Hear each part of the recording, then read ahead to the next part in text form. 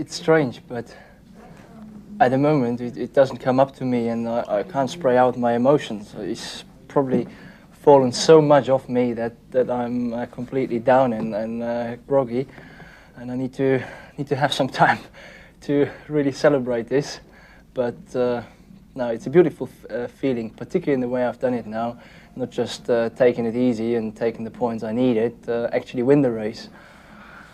Team has done a really special job. I mean, it's unbelievable the way they have handled this season, and I really have to say that this championship, it's a great part of it comes from the team.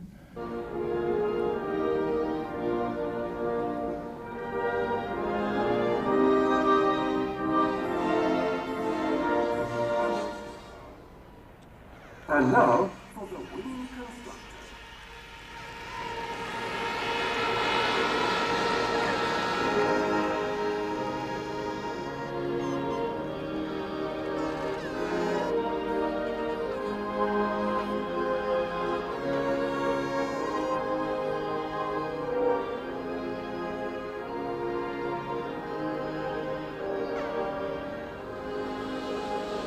I certainly don't want to get into the habit of complaining about traffic, but I think it was particularly unkind to me today, especially some cars that were running alone, that weren't in a race, that they could have quite easily allowed me to pass, and I spent sometimes 8 laps behind some cars.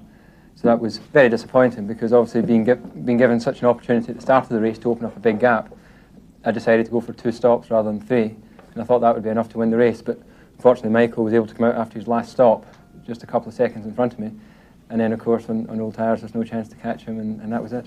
Congratulations to you all, and a special shower for the new world champion, Michael Schumacher. He deserves every minute of it as well, every drop of it. Congratulations to the two of them, to him and to Fabio Briatore.